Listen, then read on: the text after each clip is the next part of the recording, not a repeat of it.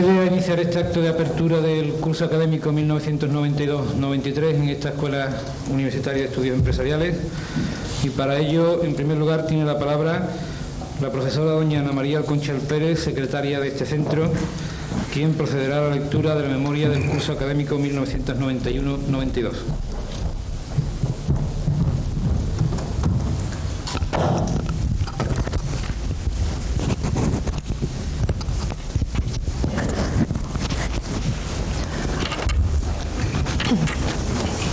Buenas tardes. Vamos a hacer una síntesis de los hechos y actividades más destacables del pasado curso. El día 8 de octubre de 1991 tuvo lugar la apertura del curso en esta escuela, corriendo la lección inaugural a cargo del profesor doctor don Antonio Miguel Bernal Rodríguez, catedrático del área Historia e Instituciones Económicas de la Universidad de Sevilla, quien trató el tema Empresas y empresarios en la carrera de India en el siglo XVIII, y se entregaron las respectivas distinciones a los siguientes alumnos egresados correspondientes a la 17ª promoción: Cristina Balbás Rodríguez, María del Rocío Campos Carrasco, Virginia García Fernández, María Jesús González Gil e Isaac Bobillo Dorado. Dentro del capítulo de personal, destacar que en el mes de diciembre falleció nuestro compañero y profesor don José María Romero Díaz. En lo que se refiere a altas y bajas producidas, en relación al personal docente, son las siguientes. Con objeto de ser breve, mencionaré tan solo los profesores y las disciplinas que han impartido. Altas: profesores titulares: don Manuel Arcila Martín, de régimen fiscal de la empresa, y doña Rosario Toribio Muñoz, de teoría económica, introducción y micro. Profesores titulares interinos: don José del Puerto Sánchez, de contabilidad, introducción y sociedades, doña Rosario Díaz Ortega, de contabilidad, introducción y costes, doña María Concesión Ferguson Amores, de organización y administración de empresas, doña Caño Santos Jiménez González, de teoría económica macro, doña Paloma López Zurita, de inglés, y don Francisco José Morales Gómez, de contabilidad, introducción y sociedades. Profesores asociados: doña Rocío González García Mier, de introducción al derecho, doña María del Castillo Mendaro Dorante, también de introducción al derecho, don Juan José Nicasio Mateu, de análisis matemático, don Antonio Rafael Peña Sánchez, de teoría económica macro, y don Gabriel Ruiz Garzón, de estadística e introducción. Ayudantes, todos del Departamento de Economía de la empresa: doña Guadalupe Antón Gómez, doña Carmen Cabello Medina y doña Ana María García Rodríguez. Y han causado bajas los siguientes profesores: don Luis Berrojo Miranda, de Historia Económica, don Juan Luis Gil Mena, de Introducción a la Economía de la Empresa, Virginia Lupiáñez Moral, de Control de Gestión, don Pedro Martínez González, de Estadística Empresarial, don Enrique Montañés Primicia, de Historia Económica, don Manuel Dionisio Rodríguez Núñez y, como ya hemos señalado, don José María Romero Díaz. Tras las altas y bajas referidas con anterioridad, la plantilla queda compuesta en el pasado curso por un total de 59 plazas docentes distribuidas de la siguiente forma: 2 catedráticos, 17 plazas de profesores titulares, 2 de ellas vacantes, 8 de profesores titulares interinos, 27 de profesores asociados, de las cuales 6 se encuentran vacantes, y 5 ayudantes. En relación con el personal de administración y servicio, ha causado alta don Manuel Tardío Peña como técnico auxiliar de biblioteca, y baja doña María José Gómez Aroca como becaria ayudante técnico de biblioteca. La plantilla del personal de administración y servicio quedó compuesta por personal administrativo de secretaría y dirección 6, personal de biblioteca 4, personal subalterno 5 y personal de limpieza 3. Por otro lado, en Junta de Escuela del día 13 de diciembre, de acuerdo con los estatutos de nuestra universidad, se procedió a la elección del director del centro, resultando elegido don Pedro Martínez Román, quien renueva así su mandato por otros 4 años. El profesor Martínez Román confirmó en sus cargos a los anteriores miembros de su equipo directivo. La actividad docente durante el pasado curso se desarrolló, como viene siendo característico en nuestro centro, con toda normalidad. El total de alumnos matriculados en los cursos de la diplomatura ascendió a 1.824.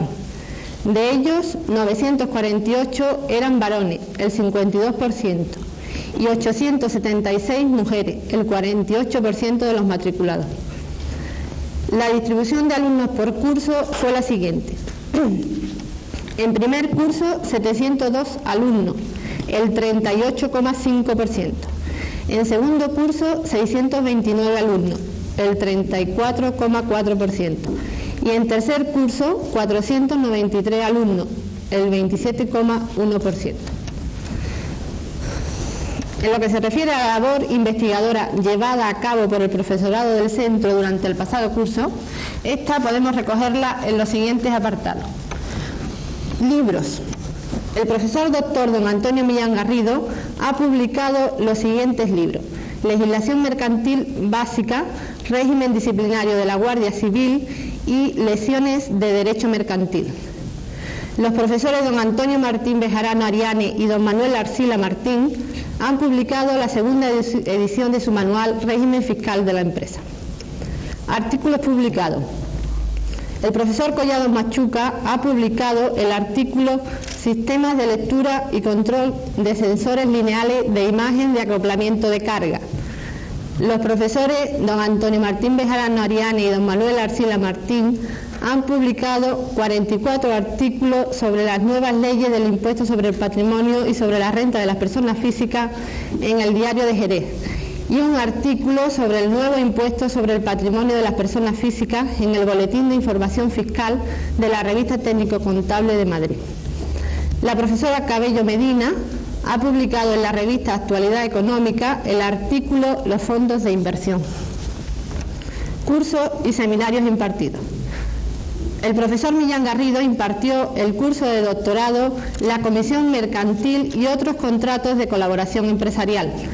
Los profesores Martín Bejarano Arianes y Arcila Martín impartieron en el centro un seminario sobre las novedades de las leyes sobre el patrimonio y sobre la renta de las personas físicas, aparecidas en el mes de junio de 1991.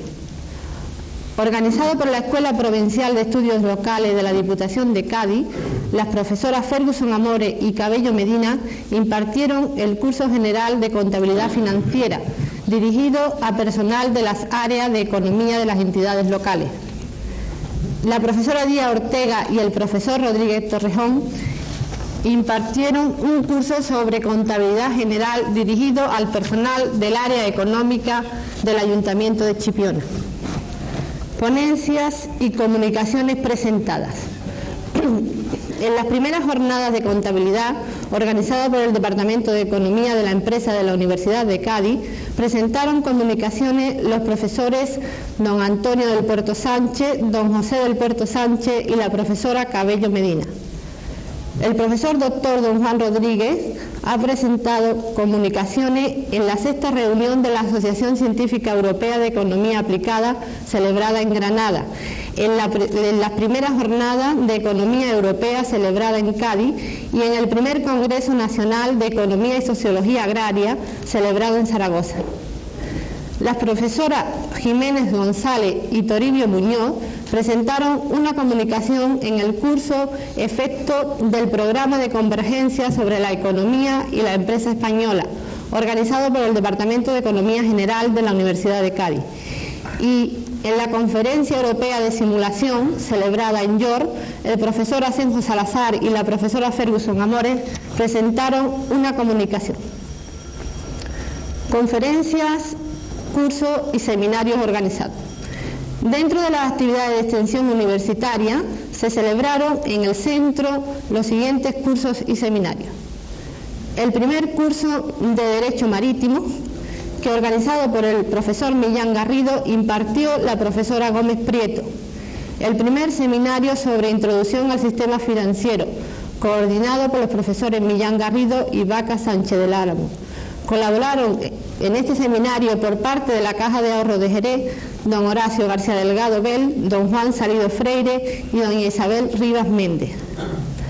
La jornada sobre el lenguaje en la comunicación, organizada por los profesores Asenjo Salazar y Leal Jiménez. Y la jornada sobre auditoría y consolidación de estado financiero, organizada por el profesor Morales Moreno.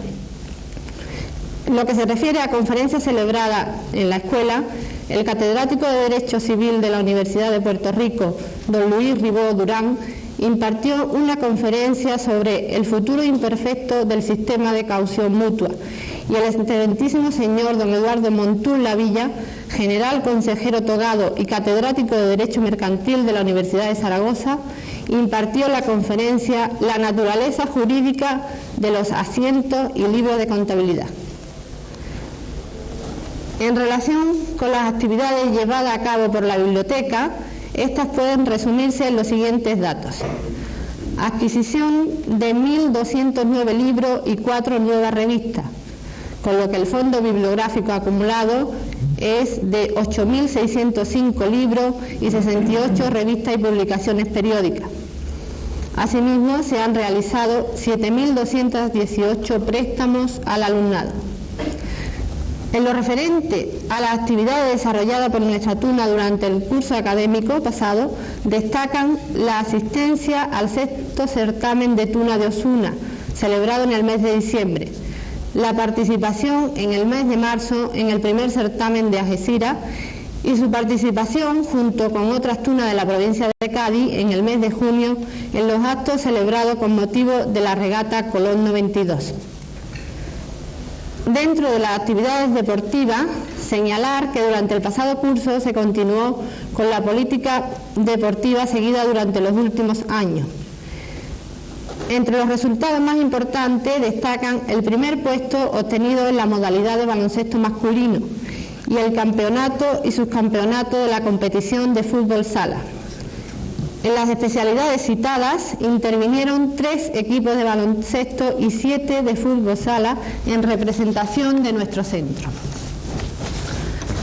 De las actividades organizadas por la delegación de alumnos, merecen señalarse la participación de 4 equipos subvencionados por el Vicerrectorado de Alumnos de la Universidad de Cádiz, el Consejo Regulador del Brandy de Jerez, la Fundación Universitaria de Jerez y esta escuela, en la competición Gestión Empresa 92.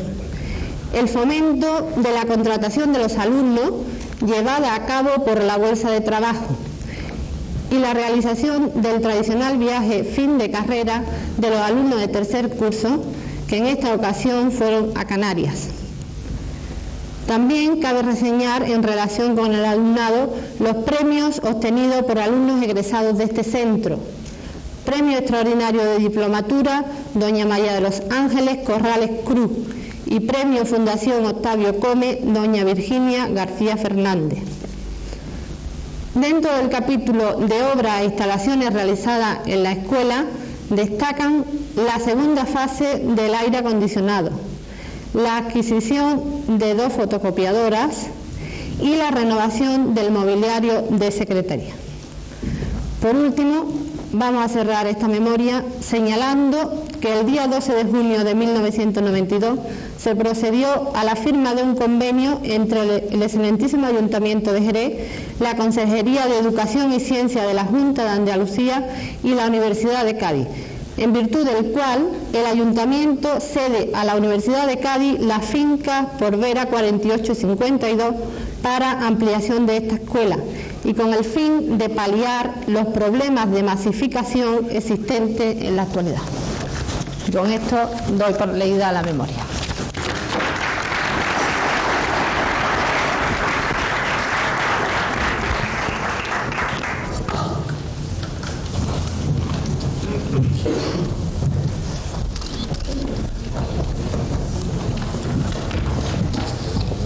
A continuación, se impartirá la lección inaugural del curso académico 1992-93 a cargo del excelentísimo señor don Antonio Marín Rico, magistrado y vocal del Consejo General del Poder Judicial, que versará sobre el tema jueces y Constitución. Para ello tiene la palabra el profesor de este centro y su director del mismo, profesor doctor don Antonio Millán Garrido, quien procederá a la presentación de tan ilustre conferencial.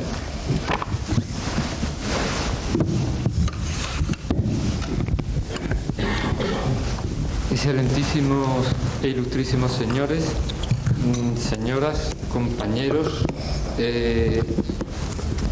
alumnos y amigos todos. A mí me parece que esto no funciona muy bien, pero no funciona ni bien ni mal, no funciona. Esto sí.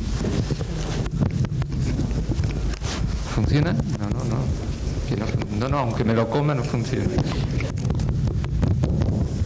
Bueno, de todas maneras, si no, alzaré más la olla. Resulta altamente satisfactorio comprobar cómo se va consolidando esta apertura de curso, que en contra de lo que viene ocurriendo en otro centro universitario de nuestro distrito, pues la escuela ha sabido mantener como acto académico en sus términos más tradicionales. Es un acto, como podéis constatar, de variadas dimensiones. Lo componen la memoria, posteriormente la lección, la entrega de distinciones a alumnos salientes, y es un acto además de plurales destinatarios, porque este acto inaugural, y es algo que quiero destacar, responde ante todo y especialmente a una exigencia social. Es en suma a la sociedad, última razón de ser de la institución universitaria, y ello no debe perderse de vista, a la que rendimos hoy cuenta de lo acaecido en el curso anterior, y ese es el sentido que tiene la memoria. Es a la sociedad también a la que de forma simbólica hacemos entrega de nuestro alumnado saliente, y a la que en definitiva participamos el comienzo de un nuevo año académico. En este contexto, la lección inaugural no debe ser, al menos en mi opinión, una primera clase, no tiene que versar necesariamente sobre cuestiones técnicas de nuestra especialidad, en concreto circunscrita al ámbito socioeconómico. Debe, por el contrario, contemplar un tema de interés general, y qué duda cabe que lo es en toda su extensión el que constituye la lección inaugural del presente curso. A nadie se oculta que, a pesar del esfuerzo realizado en los últimos años, que ha sido grande tanto en medios personales como en medios materiales, el funcionamiento de la Administración de Justicia española sigue siendo cuestionado, o por decirlo más crudamente, sigue siendo criticado. La justicia en España, aunque no sea este un problema exclusivo de nuestro país, sigue siendo, por encima de otras consideraciones, lenta, cara y distante de los justiciables, quienes contemplan resignadamente las actuaciones judiciales como un rito reservado para iniciados, pero donde están en juego sus bienes más preciados, su libertad, su honor, su intimidad, su familia o su patrimonio. En suma, la justicia como servicio público fundamental en un Estado social y democrático de derecho que dice la Constitución, no parece satisfacer aún las necesidades, y mucho menos colma las legítimas aspiraciones y expectativas de una sociedad que se encuentra a las puertas del siglo XXI. Pues bien, para hablarnos de la justicia y de los jueces, tenemos el honor de contar hoy con nosotros con el excelentísimo señor don Antonio Marín Rico, magistrado y vocal del Consejo General del Poder Judicial, pero sobre todo y ante todo juez de vocación y entrega, de los que ha dedicado su vida al cargo judicial desempeñado. El magistrado Marín Rico nació en tierras valencianas hace 60 años y con 24 era ya juez de primera instancia e instrucción en Castro del Río, en Córdoba. Después lo sería sucesivamente en Valverde de Hierro, Canarias, en Llerena, Badajoz, y nuevamente en tierras cordobesas, en Baena. Peregrinaje normal en aquella época, tal vez incómodo, pienso que sobre todo en el orden familiar, pero que constituía un periodo básico de formación progresiva para el juez y de alguna manera aseguraba su madurez profesional y humana. En 1966, Marín Rico fue nombrado magistrado de trabajo de Cádiz, y allí, o aquí, ha permanecido 23 años, en los que, además de las tareas judiciales propias de su destino, desempeñó también durante 7 años la magistratura de trabajo de Jerez y durante 3 la de Ceuta. Incluso desde 1986 participó en el equipo de apoyo para resolver el gran número de asuntos pendientes que existía en el hoy ya desaparecido Tribunal Central de Trabajo. En mayo de 1989 pasó a ocupar la presidencia de la Sala de lo Social del entonces recién creado Tribunal Superior de Justicia de Andalucía, y el 6 de noviembre de 1990 fue nombrado a propuesta del Senado y como reconocimiento a su valía humana y brillante trayectoria profesional, vocal del Consejo General del Poder Judicial, puesto que desempeña en la actualidad. Ni que decir tiene que como jurista el magistrado Marín Rico ha participado en múltiples seminarios y congresos, ha pronunciado lecciones y conferencias, ahora viene de Argentina, y ha publicado diversos artículos en revistas especializadas. Pero concluyo volviendo a lo mismo. El magistrado Marín Rico es ante todo un juez, que viene hoy a hablarnos de los jueces, y creo que esto es lo importante y lo que había que destacar. Con la venia, ilustrísimo señor director, tiene la palabra el excelentísimo señor don Antonio Marín Rico. Con la venia de la presidencia. Mis primeras palabras tienen que ser necesariamente para agradecer la distinción de que he sido objeto de ser invitado por la Escuela Universitaria de Estudios Empresariales de Jerez a estar esta tarde aquí y ahora en este solemne, entrañable acto inaugural del curso universitario 92-93. Tal vez se hayan equivocado en la elección del invitado, sobre todo para desenvolverse en este marco de discentes tan acreditados y para ser sucesor del que le precedió en el año anterior con un tema de tanto interés y tanta actualidad en relación con el tiempo. Por supuesto, no es la primera vez que yo estoy en esta tribuna. Como parlante, esta es la segunda vez, otra estuve como oyente, y tengo necesariamente que hacer referencia a estos precedentes. Fui invitado hace ya unos años por la dirección de este centro y pronuncié una lección, porque yo no tengo categoría de maestro,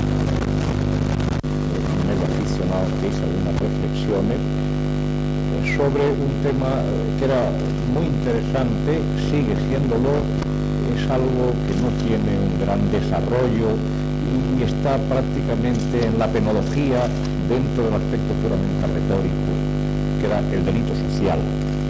Creo que a pesar del tiempo transcurrido nos encontramos todavía en una fase que está en mantillas este tipo de cosas.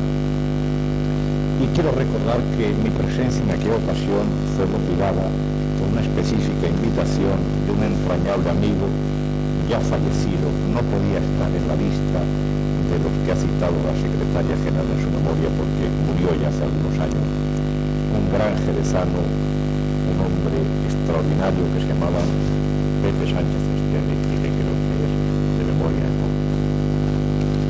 La segunda vez estuve oyente con ocasión de haber participado en uno de los seminarios a cargo de la secretaria general, que fue la conferencia del profesor Montulavilla sobre la naturaleza jurídica del asiento contable. Es una autoridad en este tema. Y bueno, yo he intentado, y perdonen ustedes esta digresión introductoria, pero creo que ha sido mejor. Tengo que decir que, claro, el tema que yo voy a ofrecer a ustedes se sale del marco y del objeto típico podríamos llamar la competencia objetiva de este centro. Y yo creo que no se sale porque hay una enorme interacción entre todas las disciplinas. Les diré que en el día de ayer el Pleno del Consejo General del Poder Judicial acordó aprobar unos cursos que se van a impartir a jueces y magistrados sobre contabilidad. El juez español necesita saber de contabilidad porque tiene que emitir juicios y tiene que valorar los informes periciales. La contabilidad es una ciencia que no debe quedar aislada solo para los técnicos contables y para los licenciados empresariales, sino que los jueces también necesitan por lo menos interpretar los informes de contabilidad. Lo digo a título anecdótico porque ha ocurrido en el día de ayer. Dicho esto, yo también quiero recordar que entramos en el momento de levantar el telón de un nuevo curso escolar y el presentador, que hizo un inmerecido elogio de mi persona, los datos objetivos que ha constatado de mi deambular por el territorio peninsular en distintos destinos judiciales son ciertos. Ahora, todo lo que pueda suponer juicio de valor es totalmente erróneo. Sí es cierto que yo nací en un pueblo pequeñito de la provincia de Valencia y recuerdo a la masa de los discentes y de los docentes cuando finalizaba las vacaciones veraniegas y empezaba el curso escolar. Era un día de protesta de la masa estudiantil. En aquel entonces se inauguraba el curso el día 1 de septiembre, que está dedicado a un miembro del santoral que se llama San Gil, día 1 de septiembre. Y la protesta que hacía toda la masa estudiantil era que recorríamos por todos los campos. El hinojo ya empieza un poco a decrecer en el mes de septiembre y se hacían ramos de hinojos. Eran bendecidos por el sacerdote de aquella localidad, como que dando una bula especial para poder manifestar la protesta con aquellos objetos bendecidos, y era nada más y nada menos que apalear al santo, que lo sacaban allí a la plaza pública y los niños pues le pegaban en protesta de que había llegado el día en que se acabaron las vacaciones. Bien, lo traigo solo a título de anécdota, pero que ciertamente es un día trascendente cuando se levanta el telón y empieza un nuevo año académico, sobre todo en un centro de la solera que tiene esta escuela en la que nos encontramos. Cierto que yo no voy a pronunciar ninguna lección, me parece que la terminología no es la más adecuada.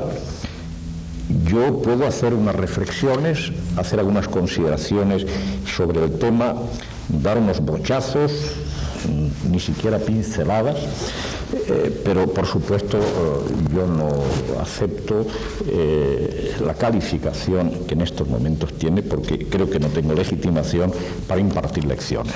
Voy a suplir mi falta de conocimiento siempre con mi buena voluntad. Al invitarme el profesor Millán Garrido a participar en este acto, tuve la enorme preocupación de qué tema elegir.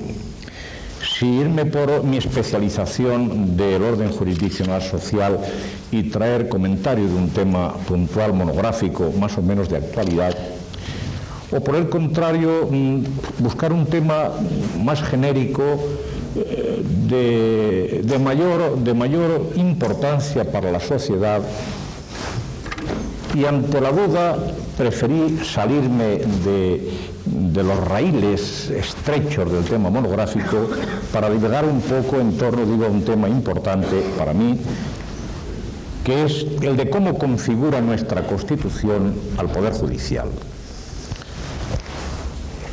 Todos sabemos que España pasó de un régimen político autocrático a un régimen político que nos autocalificamos de Estado social y democrático de derecho, afortunadamente dentro de un ambiente de paz social.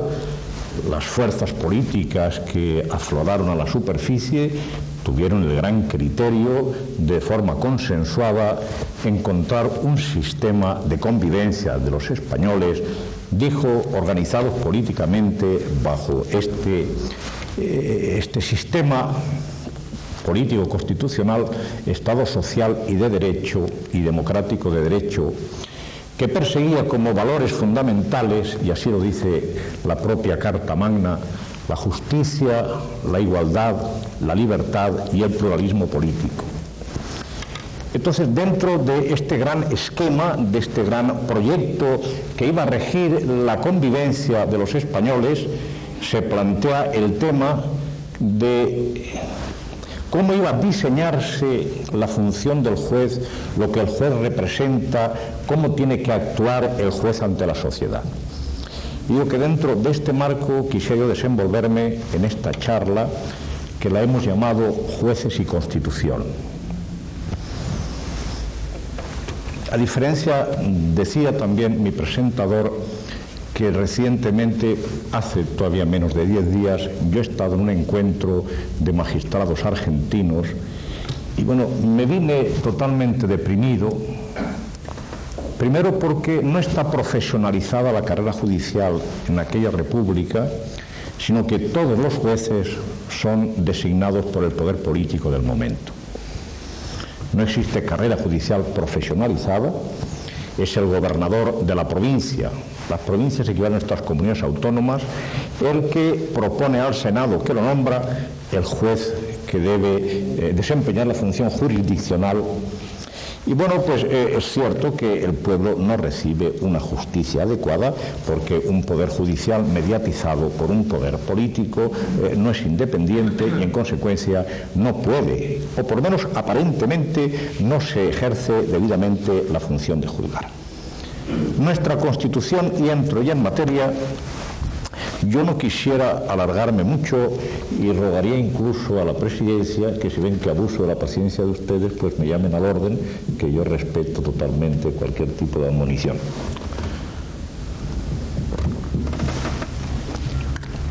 Digo que la Constitución de 1978 dedica su título sexto a tratar del Poder Judicial, configurándolo con los caracteres que requiere la doctrina de la separación de poderes en que se basa el sistema que introduce. De todos es sabido el sistema de Montesquieu, de la división de los poderes, legislativo, ejecutivo, judicial, aun cuando más tarde se trató de velar esta teoría con el poder único, dividido en funciones, etc. Dentro del esquema clásico, la división de los poderes es fundamental para una organización democrática. Nuestro poder judicial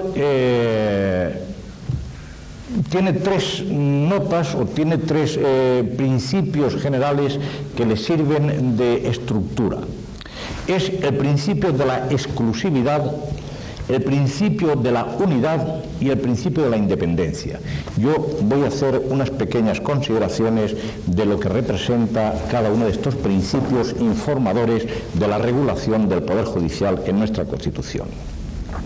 El principio de exclusividad de los tribunales en el ejercicio de la función jurisdiccional es uno de los pilares fundamentales de la separación de poderes y de la instauración de un verdadero poder judicial. Está claramente definido en el artículo 117.3 de la Constitución al decir que el ejercicio de la función jurisdiccional, juzgando y haciendo ejecutar lo juzgado, corresponde exclusivamente a los juzgados y tribunales determinados por las leyes. Principio de exclusividad de la función jurisdiccional residenciada únicamente en los juzgados, órganos jurisdiccionales establecidos por las leyes. Con lo cual se plantea ya clarísimamente que la función de juzgar no es comparativa con ningún otro poder del Estado, sino exclusivamente con los detentadores del Poder Judicial. Esta auténtica reserva de jurisdicción tiene un doble aspecto. En su vertiente positiva significa tanto que el Estado se hace cargo de la misión de pacificación jurídica, excluyendo la autodefensa como medio para dirimir los conflictos que pueda plantear la convivencia social, como que la función jurisdiccional es ejercida por los órganos judiciales con exclusión de las demás instituciones estatales. No abdica el Estado dentro de sus prerrogativas, ni de sus finalidades, ni de sus obligaciones, el ser depositario de la soberanía y con la función de pacificar la conflictividad, cerrando las puertas a cualquier tipo de defensa privada o de violencia en la defensa de los propios derechos. La vertiente negativa de la reserva de jurisdicción está recogida en el artículo 117.4 de la Constitución, al prohibir a los juzgados y tribunales realizar otras funciones que no sean las estrictamente jurisdiccionales. Es decir, exclusividad de la función jurisdiccional solo en los juzgados y tribunales, que pasa tanto porque solo pueden ejercerla los jueces, pero es que además los jueces tienen prohibido el realizar cualquier otra actividad que no sea la propia de la función de juzgar. Esta prohibición no es totalmente absoluta, pues les permite ejercer también algunas funciones que expresamente les sean atribuidas por ley en garantía de cualquier derecho, como reza la Constitución, funciones que se han concretado en materia de registro civil, de control en la celebración de elecciones, en participar en juegos de expropiación forzosa, en temas de objetores de conciencia, etcétera. Pero lo que sí quiero poner de relieve, que este principio de exclusividad es básico en el esquema de la esencia de la función jurisdiccional. Tal, insisto, el diseño constitucional de la figura del juez. El segundo punto es el principio de unidad jurisdiccional. En Argentina, y voy a hacer este símil por ser excesivamente reciente en mis vivencias, cada una de las provincias que integran la República Argentina a modo de comunidades autónomas mantienen, además de su propia constitución independiente de la Constitución Federal, mantienen su privativa organización judicial, de suerte que no existe la misma organización judicial para toda la República, sino que cada provincia tiene su propio esquema organizativo. Nuestra Constitución diseña la figura del Poder Judicial bajo el principio de la unidad jurisdiccional. Es la base de la organización y funcionamiento de los tribunales, con arreglo al artículo 117.5 de la Constitución, precepto que debe entenderse referido no solo a la exigencia de que la función de juzgar se imparta por un solo cuerpo de jueces y magistrados, sino igualmente a la que las normas orgánicas del Poder Judicial y las relativas a la competencia y a las garantías procesales sean iguales para todos los tribunales de justicia. Exclusividad, unidad. No cabe ser jueces andaluces, jueces navarros, jueces catalanes.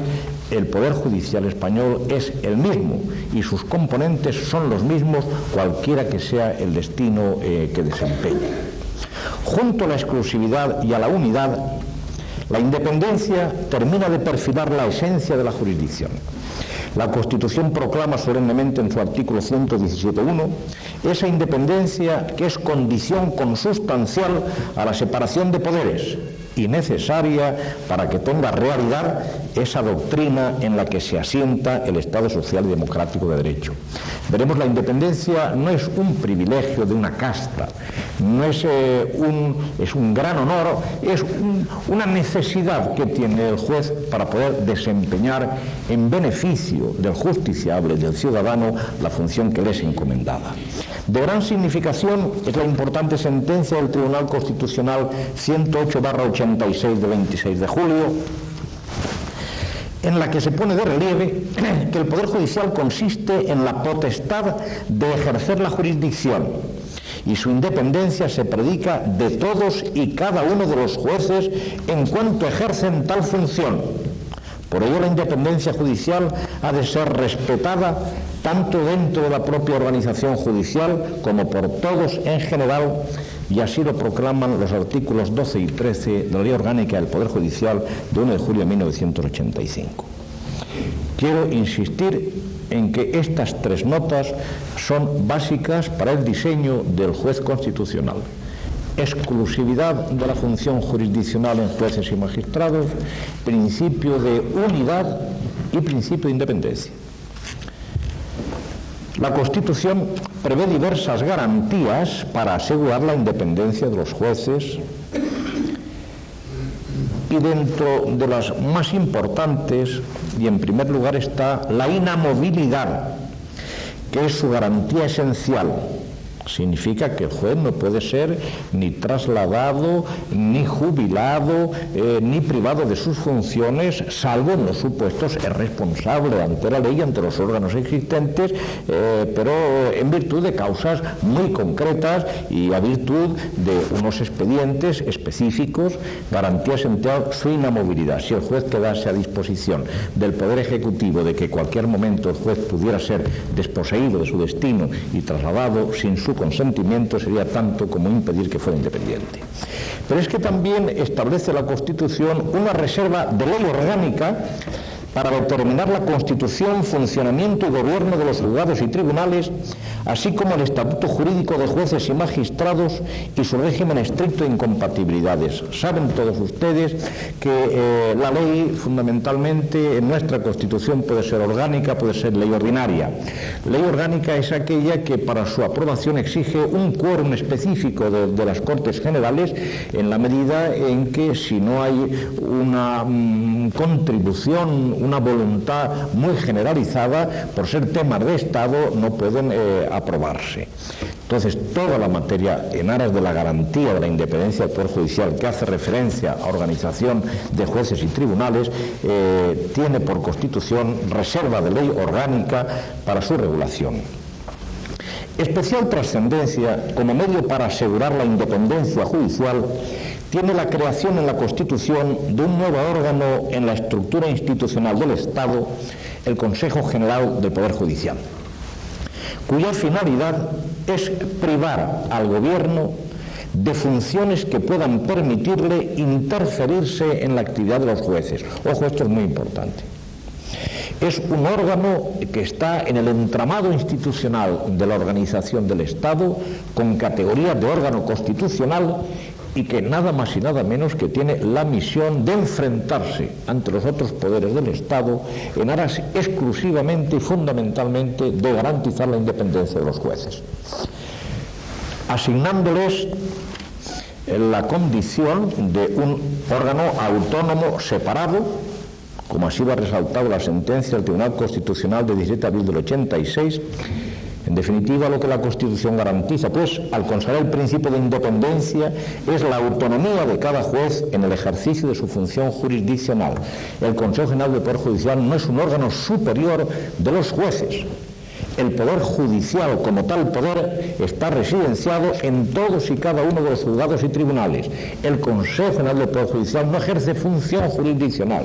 Es un órgano que gobierna el funcionamiento de los tribunales, pero fundamentalmente el que debe exigir al resto de los poderes del Estado y a toda la ciudadanía el que se abstengan de realizar cualquier tipo de intromisión que pueda suponer una merma de la independencia a la que he aludido. En consecuencia, el Consejo General del Poder Judicial aparece conformado como el órgano de gobierno de la Judicatura al que se atribuye el papel de protector de la independencia judicial al ocupar una posición autónoma y no subordinada a los demás poderes estatales. La independencia del Poder Judicial termina de perfilarse si se considera que la jurisdicción es una función de titularidad múltiple y difusa y que ha de ser sometida siempre al imperio de la ley. La separación de poderes impone que, si bien el Poder Judicial es independiente de los otros poderes del Estado, tiene un condicionante el juez. En su actuar siempre tendrá el marco del imperio de la ley del que no puede salirse. Y voy a hacer algunas digresiones sobre la interpretación que merece la expresión de que el juez esté sujeto al imperio de la ley. Esta expresión constitucional se presta a diversas interpretaciones de profundo contenido ideológico que inciden directamente en la filosofía con que se entienda la misión del juzgador, pero en todo caso ha de estimarse referida al sometimiento exclusivo del juez al conjunto del ordenamiento y no estrictamente a la ley. El juez no es un simple autómata que aplica la literalidad de un precepto al conflicto que pueda subsumirse dentro de su tenor. Si el Poder Judicial quedase relegado a esa mera aplicación automática de la literalidad de la norma, no cumpliría la función que le asigna la Constitución. Hay que entender que el imperio de la ley no comprende exclusivamente la ley stricto sensu, que esté diseñada para regular un objeto concreto, sino que esa ley no puede ser extraída del conjunto que forma el ordenamiento jurídico del país. Este principio de vinculación general conjunto del sistema jurídico tiene por finalidad establecer un régimen peculiar de control de juridicidad para las normas legales que se encomienda a los órganos jurisdiccionales ordinarios. Es decir, el juez tiene capacidad de crítica de la ley cuando esa ley esté fuera del ordenamiento, si bien se reserva al Tribunal Constitucional la supervisión de la adecuación de las leyes a la norma fundamental. A esta consideración se llega mediante una interpretación sistemática del artículo 117.1 de la Constitución en relación con su artículo 9.1, que prescribe la sujeción de los ciudadanos y de los poderes públicos a la Constitución y al resto del ordenamiento jurídico. De paso, quiero señalar que la existencia de un Tribunal Constitucional, tal como está diseñado en nuestra Constitución, es un órgano que, pese a su nomenclatura de tribunal, no es un órgano que esté incluido dentro de lo que estamos analizando como poder judicial. El Tribunal Constitucional es un órgano de otra naturaleza que trata fundamentalmente de controlar la actuación del Poder Legislativo en cuanto puede elaborar normas que sean contradictorias con la Carta Magna, si bien además es garante de las violaciones de los derechos fundamentales y libertades públicas, pero que en definitiva no quiero entrar más en este punto, pero sí dejar muy clarificado que el Tribunal Constitucional no forma parte del Poder Judicial. El Poder Judicial queda en su cúspide residenciado en el Tribunal Supremo de Justicia de la Nación, y allí se encuentra la cúpula del Poder Judicial. Esta vinculación, repito, de la función jurisdiccional a la Constitución tiene especial significación, es decir, cómo la Constitución debe ser interpretada y aplicada por los jueces. Cuando las leyes, o no exista ley que trate de desarrollar un precepto constitucional, o cuando incluso las propias leyes estén desviadas de la literalidad de la Constitución. ¿Cómo quiere la Constitución que actúen los jueces frente a su aplicabilidad? La vinculación de la función jurisdiccional a la Constitución tiene especial significación si se considera la naturaleza normativa y no meramente programática del texto fundamental, que exige una interpretación de sus preceptos tendente a lograr el máximo reconocimiento de su fuerza vinculante, conforme ha declarado el Tribunal Supremo en numerosas resoluciones. La Constitución contiene normas de efecto directo que son invocables por los ciudadanos ante los órganos jurisdiccionales, quienes tienen obligación de aplicarlas al resolver los conflictos que someten a su consideración y con estricta observancia de su preferente rango normativo dentro del ordenamiento. Pero además, la Constitución instaura un sistema de valores que define una concepción material y no meramente formal del Estado de Derecho. Y así, repito y vuelvo a mi idea inicial, que en la interpretación de la ley, sin buscar el uso alternativo del derecho, como se ha venido diciendo, pero que el juez en la aplicación de su norma tiene que estar inspirado en esos principios básicos y fundamentales que rigen la aspiración de la convivencia política de este pueblo, que, repito, justicia, igualdad, libertad, pluralismo.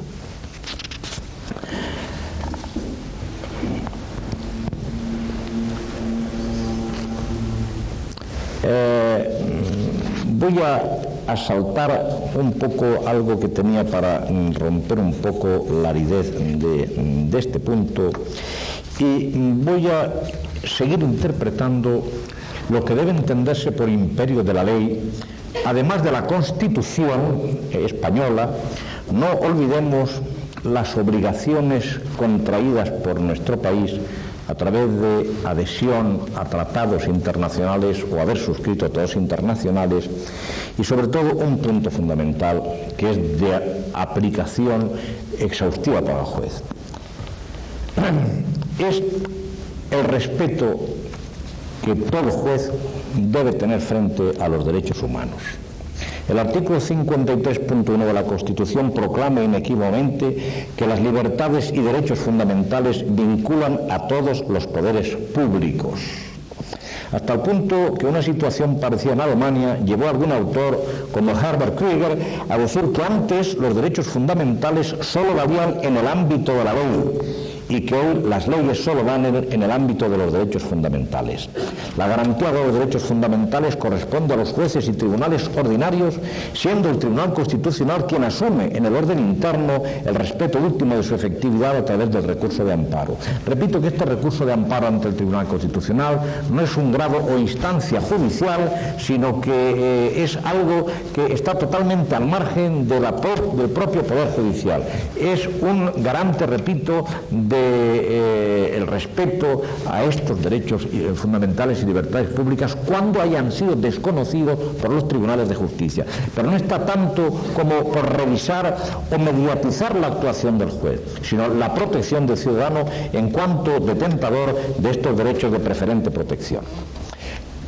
España, no podemos olvidar que tiene suscrito el Convenio de Roma de 4 de noviembre de 1950 y está comprometida por más altas instancias y asegura la inviolabilidad de los derechos y libertades que constituyen su contenido material mediante la instauración del Tribunal Europeo de Derechos Humanos, cuya jurisprudencia debe ser respetada por todos los órganos jurisdiccionales españoles, incluido el Tribunal Constitucional, ya que la Constitución proclama en su artículo 10.2 que las normas relativas a los derechos fundamentales y a las libertades se interpretarán de conformidad con la Declaración Universal de Derechos Humanos y los tratados y acuerdos internacionales sobre las mismas materias ratificados por España. Quiere decir que en materia de protección de derechos humanos, por encima de los órganos jurisdiccionales ordinarios españoles y por supuesto por encima del Tribunal Constitucional está el Tribunal de Estrasburgo de Derechos Humanos. Otros perfiles que encuentra el imperio de la ley que sujeta al juez en su actuar es los perfiles que ofrece el ordenamiento jurídico comunitario como consecuencia de la adhesión de España a las comunidades europeas a partir de 1 de enero de 1986. Se trata de un nuevo sistema jurídico comunitario europeo que se impone con carácter preferente a las normas internas, incluso constitucionales. Se resisten los constitucionalistas a que un tribunal fuera de nuestro país, como es el de Luxemburgo, pueda estar por encima del Tribunal Constitucional. Desde el punto de vista doctrinal merecerá sus críticas, pero con los textos en la mano, la jurisprudencia del Tribunal de Luxemburgo, en cuanto supone la falta de respeto al derecho comunitario, es prevalente sobre el derecho interno de todos los Estados miembros. Las sentencias del Tribunal de Luxemburgo, según el artículo 177 de Roma, han de ser seguidas en los Estados miembros en todo su contenido y, por supuesto, también en la pauta que marquen para la protección de los derechos y libertades fundamentales.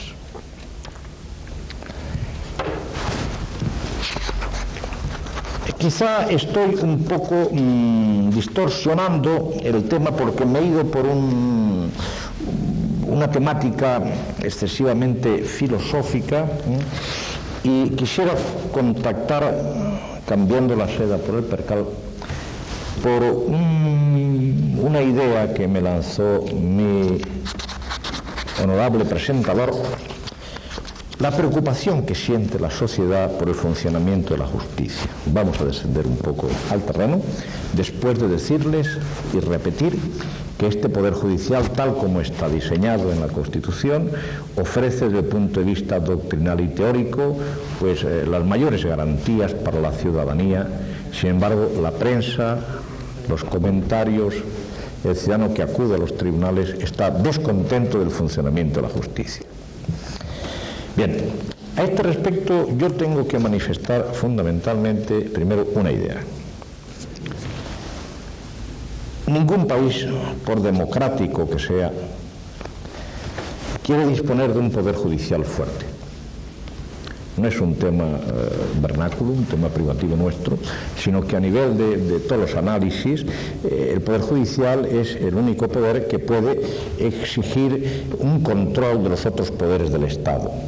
Entonces, los poderes, por su propia inercia, por su naturaleza, tienden a extender sus ramificaciones, tienden a la ampliación del propio contenido de sus facultades potestativas. Y en España pues no podía ser menos que ocurre en el resto de los países. Si he dicho que hay jueces políticos en muchas democracias, en España no ha existido un juez político, es juez profesional, pero pese a que haya un órgano que es el Consejo General del Poder Judicial que vela por su independencia y por su prestigio, es en muchas ocasiones mera retórica, porque carece de los medios materiales fundamentales para hacer efectivo el servicio público de la justicia, en la medida de que el Poder Ejecutivo ha querido retener, no ha querido en absoluto hacer concesión de la administración de los medios materiales y personales mediante los cuales se ha de desenvolver la administración de justicia. Yo les tengo que decir a ustedes que un país como el nuestro, próximo a los 40 millones de habitantes, hasta el año 85 no teníamos los 40 millones, tendríamos 37, 38, toda la plantilla judicial española eran 2.000 jueces y magistrados. Cuando piensen ustedes que en proporción a nuestra población, pues, Italia, 50 millones, pues tenía 6.000 jueces, Alemania 9.000, las carencias nuestras eran ancestrales. Hay que reconocer el buen deseo de los políticos actuales, siguiendo las iniciativas del Consejo, de haber incrementado el número de órganos judiciales en el país, y en solo 5 años se han creado en este país más de 1.000 plazas de jueces y magistrados, con lo cual en solo 4 años se han creado más plazas que en un solo siglo. Demanda judicial, crítica, crisis, la gente desconfía de los juzgados. Es una afirmación un poco a priorística. Lo ha dicho el presidente del Tribunal Supremo en el discurso de apertura de tribunales del año en curso, que en el año 1991, y estos son hechos reales, los tribunales españoles han dictado 1,5 millones de sentencias. 1,5 millones. ¿Qué quiere eso decir? Que estamos ante una crisis de crecimiento, de una parte porque la proliferación de órganos judiciales impide el que estén dotados de personas con la madurez, con la reflexión, con la profesionalidad necesaria.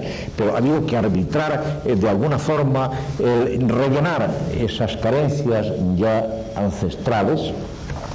Y evidentemente no se pueden encontrar a diario juristas muy prestigiosos que quieran asumir la dura carga que supone el realizar la función de impartir justicia. Se han acudido a métodos un poco extravagantes en nuestro país, que ha sido el reclutar los jueces no por el sistema ordinario de las oposiciones, sino que se ha querido, y lo establece la norma, reclutar por otros turnos. Se ha dicho, se ha dado una gran llamada al país: juristas que queráis ser jueces, aquí tenéis todas las puertas abiertas. Y hay un cuarto turno, que significa que de cada 4 vacantes de los magistrados, una de ellas, la cuarta, queda para juristas de reconocido prestigio, y de cada todas las que se quedan en la base, pues una es para juristas también de reconocido prestigio. La verdad es que los juristas de reconocido prestigio, algunos han llegado y han sido recibidos con los brazos abiertos, y con gran dolor nos han abandonado. Y entre ellos, pues en fin, creo que hay alguien dentro de esta sala que también ha sido de los que lo ha intentado y fue elegido, con todo honor y con toda honra. Bien, la crisis, insisto, está en vías de solución. Es una gran crisis de crecimiento. hasta el punto de que siguieron una filosofía con anterioridad de que era preferible tener un juez al servicio de una sociedad, aunque sea malo, que no tener ningún juez. Bueno, del consejo de que formo parte en este instante mantenemos una tesis distinta. Creemos que es preferible que no exista juez a que ese juez sea malo. Entonces estamos embarcados en la enorme tarea de tratar de rellenar los huecos de nuestros escalafones con gente debidamente preparada. De entrada, algo que tenemos ya en la mano es, espero que el interparlamentario no se obstaculice, de entrada se va a prorrogar la edad de jubilación de los jueces, también de los catedráticos de universidad, hasta los 70 años. Y ha sido aprobado este proyecto de ley por el Congreso de los Diputados y esperemos que pase por el Senado en un plazo muy breve. Bueno, una de las posibles concausas de la crisis que apuntaba el profesor Millán, era precisamente el que había una lentitud en la justicia y bueno, incidió poderosamente el que en momentos claves del país, cuando estamos en plena transformación, se decidiese decapitar a toda una carrera judicial, la cabeza de una carrera judicial, descapitalizando algo que había costado muchísimos años de crear. La reducción de la edad de jubilación provocó el que la gente preparada dejase sus puestos libres y en ese instante pues hubiese que llamar por las calles a gente que quisieran ser jueces. Es un fenómeno que se ha producido además de pirámide invertida. Toda la cabeza judicial está en la base de la pirámide y de los 2.700 ya magistrados que tenemos en España, solo 300 están en la base y 2.400 están en la altura. Bien, yo no quiero ni con mucho ser pesimista, antes al contrario, por propia naturaleza, yo soy hombre de optimismo. Pienso que nuestros problemas son tan claros, la necesidad de que la sociedad se preocupe del perfeccionamiento de este poder, que no le baste solo el marco constitucional, que repito, desde el punto de vista filosófico y de la técnica del derecho, creo que es absolutamente merecedor de aplauso. El órgano que ha creado la Constitución y que si inicialmente le dieron unas competencias adecuadas para cumplir la función que la Constitución le encomendaba, después, siempre por los famosos recelos y las luchas partidistas, lo despojaron del gran contenido de sus competencias, encorsetándole, impidiéndole que cumpliese realmente la misión para la que había sido creado.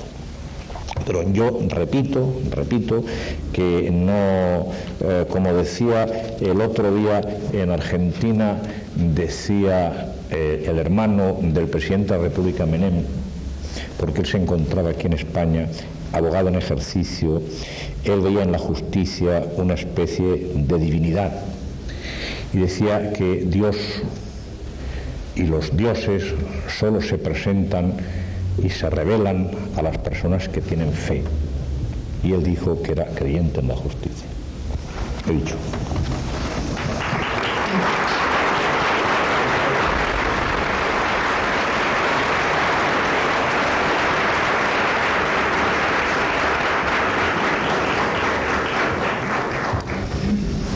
Bien, yo quisiera agradecer a nuestro ilustre conferenciante de hoy dos aspectos.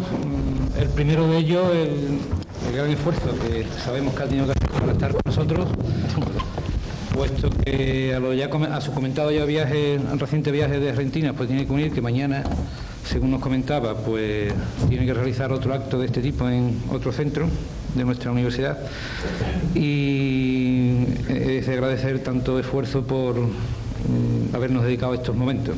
En segundo lugar, también quería agradecerle, y muy en contra de su criterio, la lección que nos ha pronunciado, y si acaso, para darle un poco de razón a nuestro invitado y no quitársela toda, También he de reconocer con él que por aquello de las distintas perspectivas que queremos darle a este acto, si fuese una lección inaugural solemne, pues después de que él hubiese acabado no hubiese más intervenciones, pero como queremos que esto sea otro tipo de cosas, pues también queremos, como es habitual en esta casa, abrir un turno de coloquio, un turno de intervenciones, para que todo aquel que quiera pues se dirija a nuestro conferenciante y se puedan resolver dudas o cuestiones que se planteen.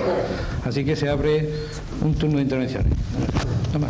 Por mi parte, con mucho gusto, ¿eh? No.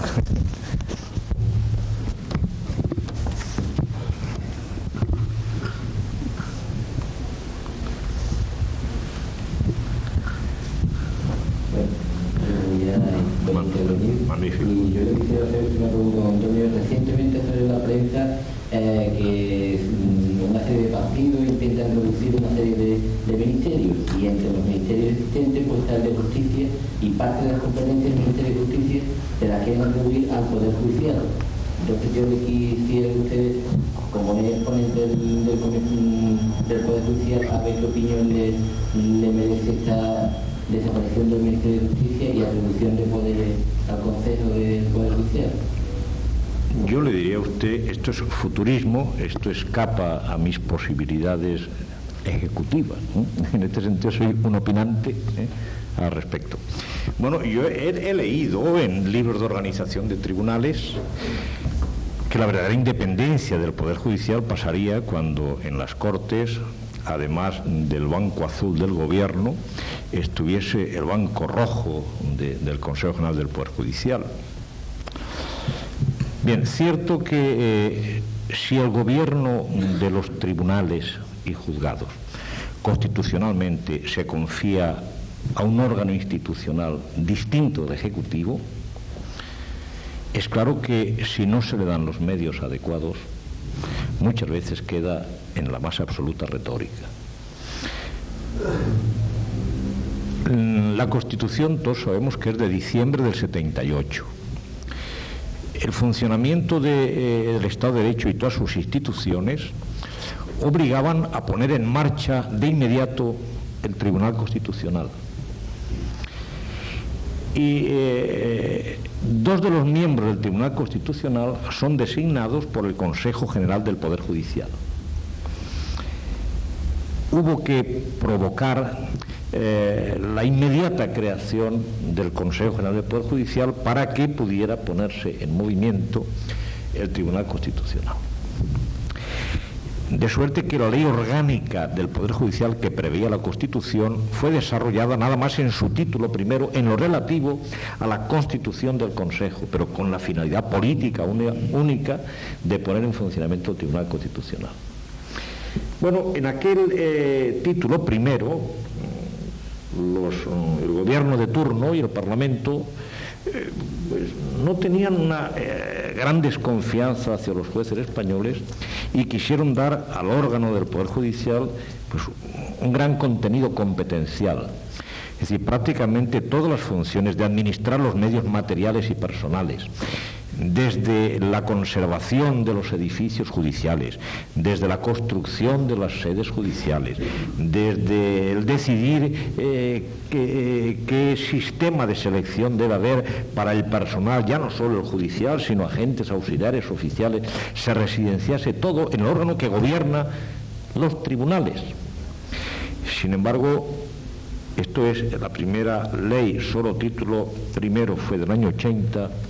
En el año 85 ha cambiado el perfil político español y bueno, pues la mayoría parlamentaria discrepan del anterior criterio y lejos de potenciar al Consejo General del Poder Judicial, le restan totalmente sus competencias y lo dejan reducido a la inspección del funcionamiento de los tribunales y al ejercicio de sus facultades de disciplina.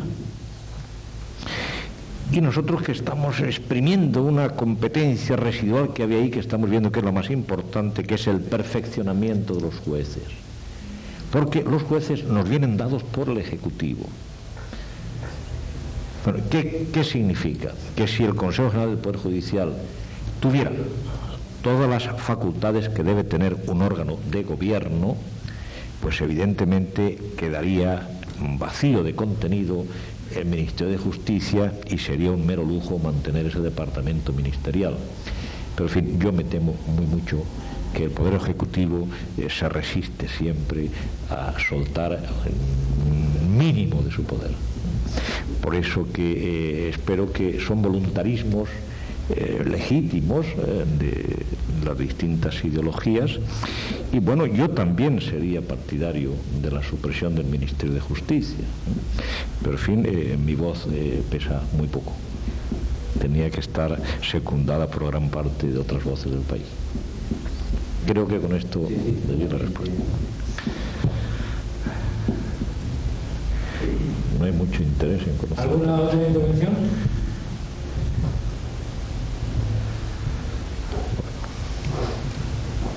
Y hay un caballero. Quería tocar el tema de la policía judicial. El hecho Que la fase instructora del proceso penal en su integridad está vedada al Poder Judicial, es exclusivamente policial. No existe el juez de instrucción, ni siquiera el fiscal actúa en la fase de investigación del delito. Las medidas que haya que adoptar de tipo cautelar sin recurso ante nadie las ejercita la policía, con una autonomía, en fin, espantosa. Bien, yo pienso que en nuestro hipergarantismo continental, pues allí no cabe para la gran defensa de aquella sociedad de un país tan enorme y que se enmascara el delincuente con tal facilidad que tiene que dar todos los poderes a la policía. Digo que es un tema en nuestro país difícil y hay muchas voces que se han pronunciado por la dependencia orgánica y funcional de la policía de los juzgados de lo penal. Bueno, yo recuerdo que estuve en un congreso de sindicatos policiales hace ya muchos años, iba en representación de la Asociación Profesional de la Magistratura y empezaban en aquel entonces las primeras voces de exigencia de esa dependencia orgánica y funcional de la policía, del juez, y yo las pronuncié allí, que era el sentir del grupo de compañeros al que yo pertenecía, y yo recibí una ovación impresionante, y esto no era una voz mía, hablaban los demás.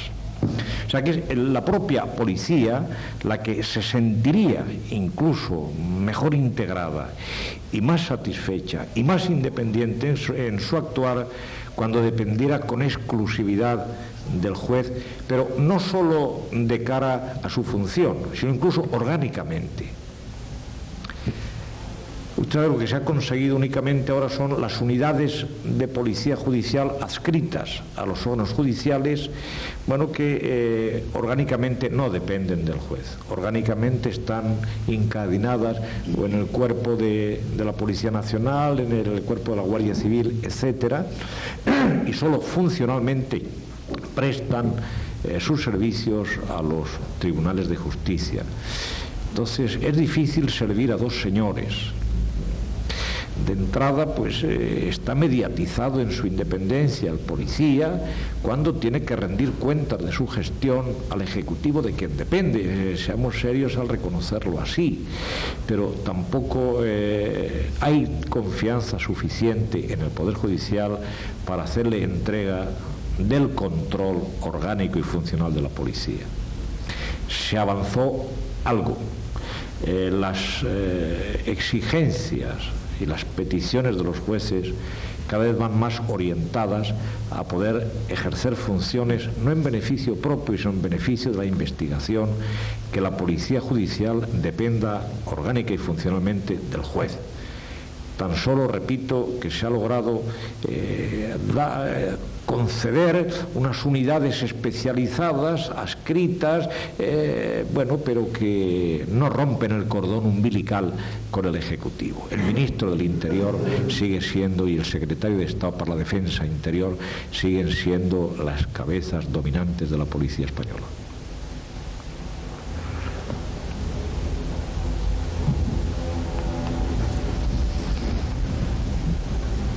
Bien, pues como al parecer no hay más intervenciones, Procedemos con el desarrollo del acto y llegamos ahora con esta personal receta que queremos hacer para este acto en nuestra escuela, pues al momento de darle receta unos toques de entrañable cordialidad para proceder a la entrega de distinciones a los alumnos egresados en nuestra escuela en el curso pasado 1991-92 que obtuvieron mejor expediente. En este año han sido 6 los alumnos, digamos, seleccionados por sus calificaciones. Cabe resaltar que casi habría que hablar de alumnas, porque ellas son 5 y él es 1. Ya que estamos con el tema, también cabría comentar que creo recordar 3 o 4 últimos años ha sido una alumna la que se ha llevado el premio al mejor expediente. Así es que los números y los datos cantan. Entonces, como decía, vamos a ir citando a los 6 alumnos distinguidos en este año para que procedan a recoger el obsequio o el detalle la distinción que le hemos dedicado. Doña María Ángeles Robles Chacón.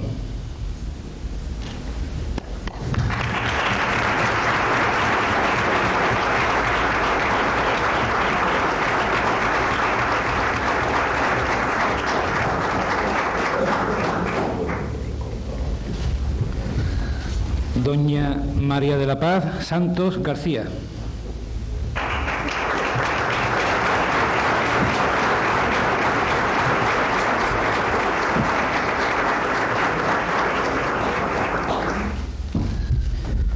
Don Narciso García Navarro.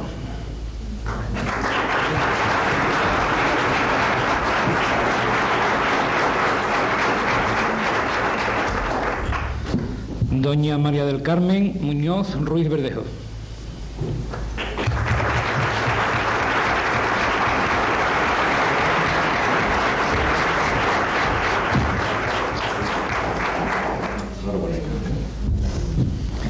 Doña Elena Núñez García Delgado.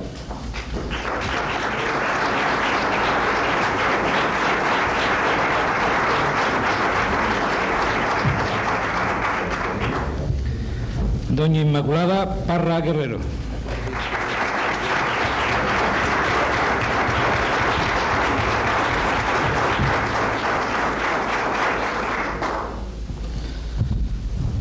Bien, a tenor de la última entrega, conviene resaltar también que esta alumna es la primera vez que se encuentra en una sección como esta, pero sus padres no, porque al lado hay un hermano que hace 2, 3 o 4 años pasó por esta situación, así que enhorabuena doble a los padres.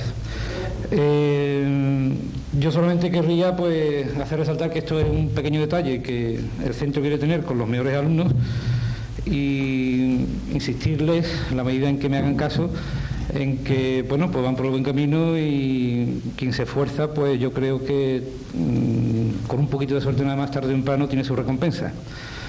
Y en principio no sé por dónde habrán enfocado su salida después de esta escuela o su actividad después de haber estado aquí 3 años. Las posibilidades que tienen, supongo que al ser buenos alumnos quizás continúen para la licenciatura, bueno, quizás acudan al mercado de trabajo o quizás incluso pues se establezcan como profesionales liberales. En cualquier caso, en lo que le quede de andadura después de haber abandonado nuestras puertas, pues que tengan toda la suerte del mundo. Por último, en relación a este asunto, que solamente quiero recordarles a los alumnos, a los 6 que han sido distinguidos, que precisamente ayer publiqué un anuncio en el que se convocaba el premio extraordinario de la diplomatura y que tiene fecha de presentación de solicitudes hasta el próximo día 4. Asimismo, espero que, como viene siendo normal todos los años, tanto la Fundación Universitaria de Jerez como la Fundación Octavio Gómez pues convoquen sus respectivos premios y ya establecerán sus bases anuales. Digo que estén atentos para que si quieren solicitar estos premios, porque también lo hagan. Así que, sin más que reiterar mi enhorabuena y felicitación en nombre de todos los que hemos formado esta escuela, tanto por parte de sus compañeros como por parte de los profesores, pues les reiteramos nuestra felicitación y enhorabuena. Antes de dar por concluido el acto, simplemente hacer mención a un par de aspectos que creo conviene que se resalten en estos momentos en que nos encontramos en la historia de la escuela. Como bien decía la secretaria, la lectura de la memoria del curso pasado, pues he sido reelegido director para otros 4 años. Y la verdad es que, aunque parezca tópico, en este segundo mandato pues me encuentro bastante más ilusionado incluso que en el primero, evidentemente también más cansado. ¿Por qué? Pues por una sencilla razón, porque en esta época en la que entramos pues vamos a tener dos circunstancias que se nos convierten en 2 verdaderos envites para el buen devenir de nuestro centro. Uno de ellos es los nuevos planes de estudio que comenzarán el próximo curso, que queremos haber acertado con la estructuración de esos planes de estudios y estamos también ilusionados en ponerlos en marcha. Y el segundo es el, ya casi manido tema de la ampliación del centro, que como también ha relatado la señora secretaria de la memoria, pues el día 12 de junio pasado se firmó el convenio. Ayer precisamente tuve yo una reunión con los arquitectos, redactores del proyecto de ejecución, y parece que el proyecto puede estar listo pues de aquí a final de año, con lo cual pues evidentemente a partir de ahí solamente quedaría que empezase a actuar el señor que tenía que poner las perras. Eso es evidentemente en toda la administración pública el capítulo más difícil, el presupuestario. Es un importante acontecimiento que nos debe de suceder, espero, el año que viene, el que se inicie la obra siendo lo más optimista posible allá por mediados del año que viene, es decir, para el verano próximo, que es otra circunstancia que, como decía, junto con los planes de estudio, pues son 2 puntales básicos para el adecuado y decente devenir de lo que aquí tengamos que hacer, porque en definitiva es qué es lo que tenemos que enseñar, lo que constituye los planes de estudio, y por otro lado enseñar eso en unas instalaciones dignas, que es cuando tengamos la obra terminada. Así que con la ilusión de ver esos 2 capítulos en marcha y de una forma eficiente y coordinada, pues es por lo que, como decía al comienzo, pues este segundo mandato pues estoy bastante más ilusionado. Así que no me queda más que agradecer a todos los presentes su asistencia a este acto y, en consecuencia, pues queda inaugurado oficialmente en esta escuela el curso 1992-93. Bueno, pues ya fuera de protocolo, como también es tradición, hemos preparado en las galerías interiores pues unas mesas donde poder tomar una copa del vino de la tierra. Y también hace resaltar que no sé si ya seguirá siempre, pero los 3 últimos 4 actos de este tipo, pues nos ha ocurrido lo mismo, que queríamos haberlo hecho en esta galería, con ese claustro y ese patio tan bonito, pero no se lo podemos enseñar porque parece que el agua nos puede mojar, así que nos vamos a la galería de dentro, que no es tan bonita, pero está un poco más resguardada. Gracias a todos.